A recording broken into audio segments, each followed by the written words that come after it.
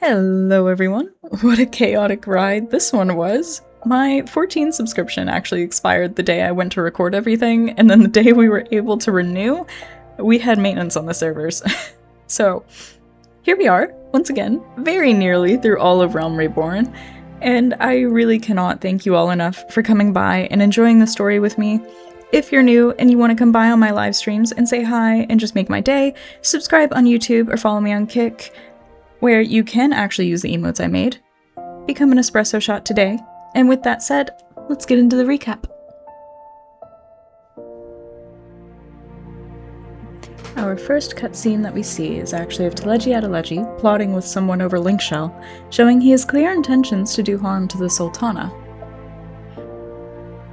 As we're about to discuss the particulars of the Keeper of the Lake with Moenbryda, our discussion is put to an abrupt halt at the commotion outside the Solar. Wayu has escaped the custody of the Braves and is attempting to make her escape to Castra Meridianum. We manage to catch up with her and successfully recapture her, though she has choice words for Alphino. As he came from a background of wealth, Ilbert is quick to put her in her place, explaining that he also came from a downtrodden background and he would die before ever betraying his fellow man. We meet with the Scions to discuss Moenbryda's progress on annihilating the Ascians. She mentions that the white aura site won't keep them ensnared for long, so we need to have enough aether readily available to blast them out of existence as soon as we capture them. Moenbryda brings to mind the Blade of Light we created with Heidelin's help to purge La Habrea from Thancred's body, saying that if we could only do so on command it would be perfect. Moenbryda decides that is her next avenue of research. The discussion continues with a mention of the Isle of Val, where the students of Baldessian had once resided. The news arrived of what was left of the isle, which turned out to be nothing. It's as if a hole was torn into the very fabric of reality. The mystery of it all is further expanded as Urianger mentions that the isle is not the only thing that vanished at that precise time. A great number of scholars vanished in much the same way. All of them had been researching the same subject. The rejoining. We meet with Raoban and Ilbert to discuss Wayu and her interrogation. Ilbert makes it known she had essentially been a double agent, prolonging the war, as well as that it was very likely she answered to multiple people within the Garlean Empire. A cutscene plays in which we see Nanamo having tea with both Merylweb and Kane Senna. They discuss the current state of Ul'Dan affairs and how much of a problem the corruption of the Syndicate has become. Nanamo tells both women that her plan is to dissolve the Sultanate, and that she needs them to help Raoban maintain order as the political sphere in Ul'Dah shifts. While we are reporting back to Moenbryda, Alphino arrives to let her know that with the situation as it is in Ul'Dah, he'll be remaining there with the Braves to help maintain order. Moenbryda states that we should accompany him, as they're still hitting a wall in regards to their How to Kill an Ascian plan. We meet up with Riel just outside the Solar. He tells us he's been looking into the weapons that have been used by the refugees during the riots. He explains his investigating has led him to information on a fresh shipment of weapons that's being delivered off-record, and says we should interfere to see if we can follow things back to the root. Alphino sends us along with Ilbert to intercept the shipment and find the Black Marketeer. Ilbert has his men establish a perimeter to prevent the Marketeer from escaping while we help him in securing the weapons. We create a distraction for the sentries while he heads inside. However, once the sentries are dealt with, the Braves are nowhere to be found, so we wait outside for Ilbert to return with the Black Marketeer. A cry rings out from the cave, and we enter to find Ilbert standing over the body of a man who lies dead in a pool of blood. The captain of the Braves says that the Marketeer attempted to fight back with a hidden blade, and that one of Ilbert's men had slain him in a panic. He also tells us a group of Duskwights they think would have been the buyers took off, and that his men were giving chase, and that the info from Riel had been a massive exaggeration, as the shipment apparently only consisted of one wooden crate, not nearly the large shipment Riel had said it would be. He requests we bring the crate to Yuhase, who we find conversing with Alianne and Wilrid.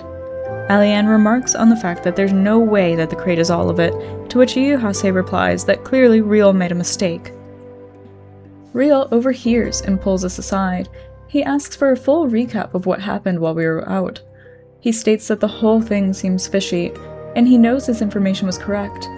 He had plenty of practice tracking finances. He even did it during the Braves' founding to ensure no corrupt funds made it into their coffers, though no such precautions are taken any longer with the Braves more firmly established.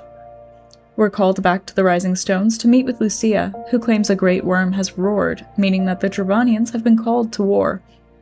She implores us to go and check the Keeper of the Lake to ensure he is not joining their war as well. When we reach the apex of the ship Agrius, we speak to Midgardsormr, who turns out to be quite alive, just not in body.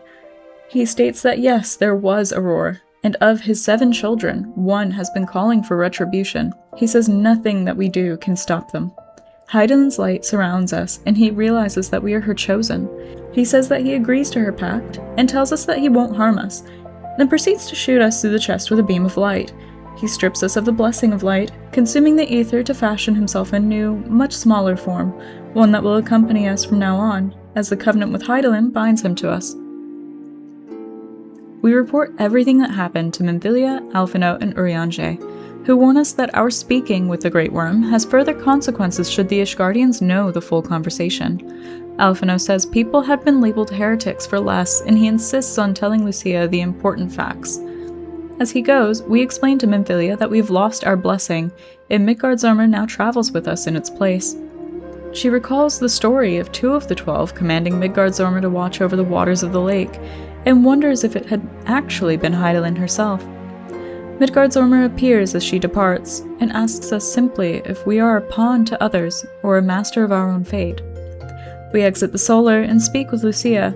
She's very happy to see us well, and thanks us for confirming the imminent attack, as it means the Lord Commander's calls for their walls to be strengthened will have proper merit.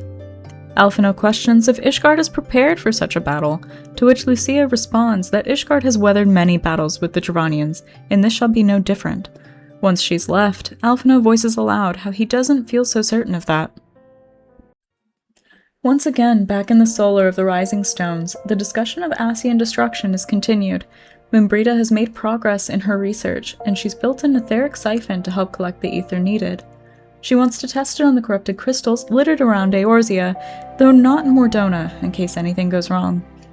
Alphinaud mentions the more isolated crystal that she might need is in northern Thanalan, where he also needs assistance, repelling the Garlean forces that have begun to mobilize in an effort to get resources from Camp Bluefrog and the Cerulean plant. We repel the assault and meet with Moenbryda in the process of testing her siphon. She tells us about her passion for axe-wielding, and briefly reminisces on her memory of Urianger and Louisoix.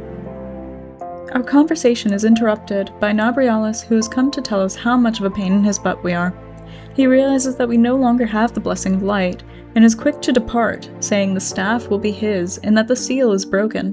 Moenbryda quickly realizes he means Tupsamati, the staff that Louisoix once wielded.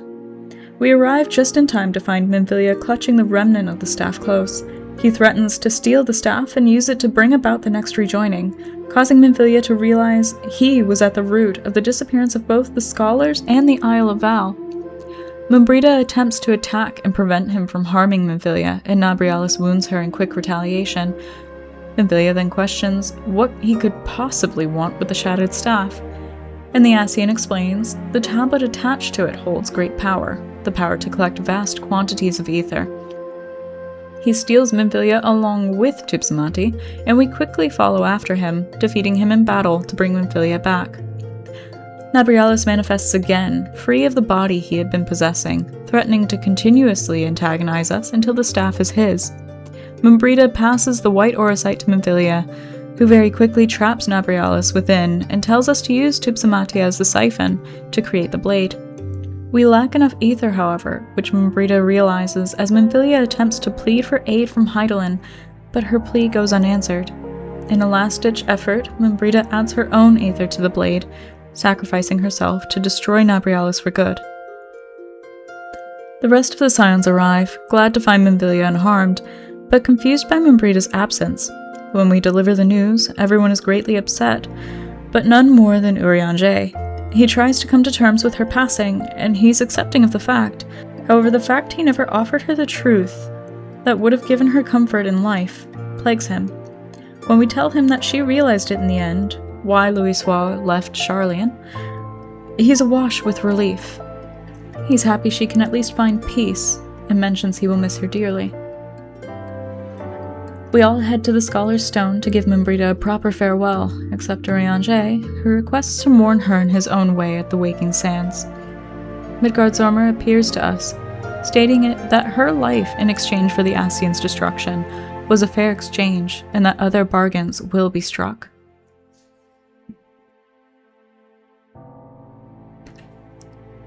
And here we are. Once again, thank you all so much for watching. We are coming in on our entrance to Heavensward, which is very, very exciting. If you've made it this far in the video, 1, you're amazing, and 2, let me know in the comments which expansion is your favorite, or which one you're looking forward to the most if you've never played. Till next time, take care everyone. Bye!